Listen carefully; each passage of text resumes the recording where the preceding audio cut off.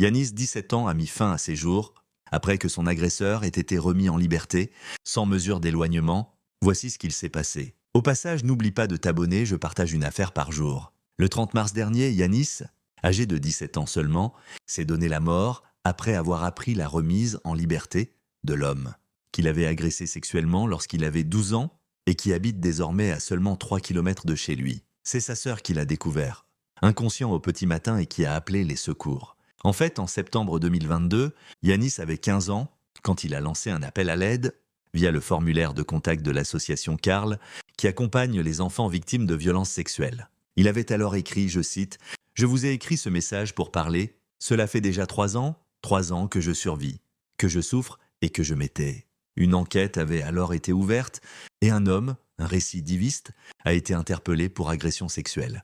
Il avait déjà été condamné à 2 reprises pour infraction sexuelle sur mineurs et en octobre 2023, le suspect a été condamné à 5 ans de prison ferme pour les faits sur le jeune Yanis. Mais le 13 février 2025, il a été remis en liberté sous bracelet électronique et rentré chez lui sans aucune mesure d'éloignement à l'encontre de Yanis. L'adolescent a écrit une lettre sur son téléphone pour expliquer son passage à l'acte.